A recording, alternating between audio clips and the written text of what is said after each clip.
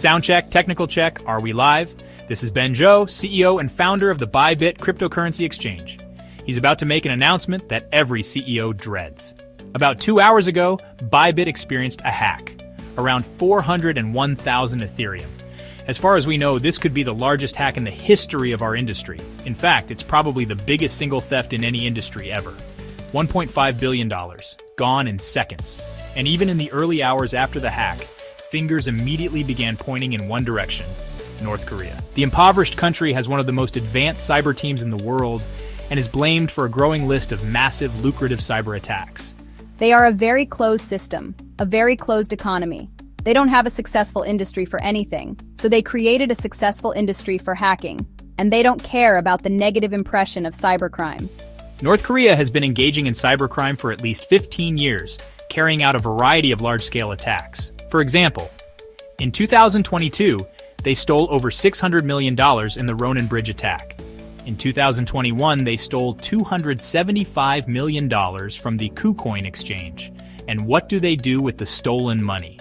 Fund their missile programs. But the ByBit heist dwarfs all previous financial hacks. Like all crypto exchanges, ByBit maintains a float of crypto coins in hot wallets, ready to be sold and swapped. When these hot wallets run low, more crypto is transferred from cold wallets, which are offline and secure from hackers. However, the cybercriminals targeted SafeWallet, a company ByBit uses to facilitate these transfers. Everything looked normal as ByBit set up a mega transfer of Ethereum to the usual location, but the hackers had secretly changed the destination address. The transaction was verified, the send button was clicked, and by the time they realized what had happened, it was too late. What we have to understand here is that when the signers signed the transaction, they looked at it, and it was what they thought it was. But at a low technical level, it was a different transaction. The user interface remained the same. This was a high-level, highly sophisticated attack, but pulling it off required multiple steps development, research, and substantial resources.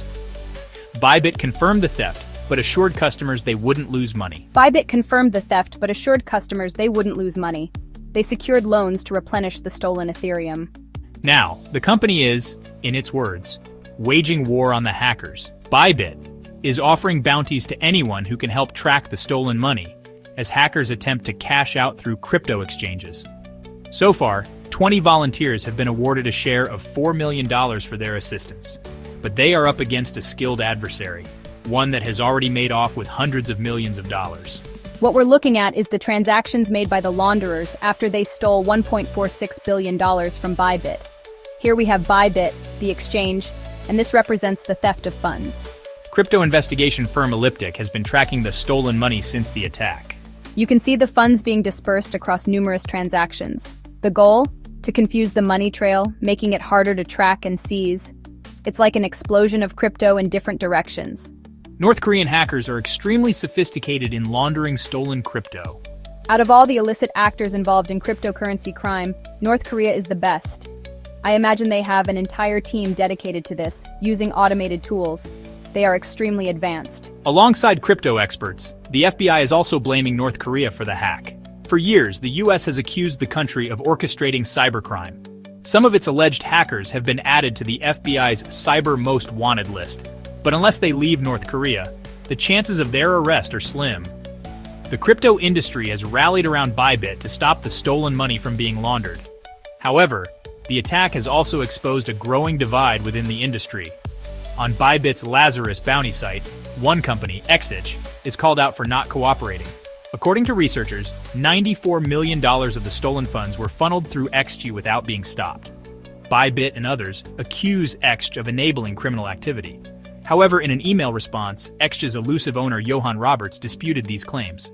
We didn't initially stop the funds because we are in a long-running dispute with ByBit and weren't certain the coins were stolen. Roberts also argued that mainstream crypto companies, which require user verification, are abandoning the privacy and anonymity that cryptocurrency was originally built for. Regardless of who is right, one thing is clear: the hackers have already made a fortune and they're not done yet.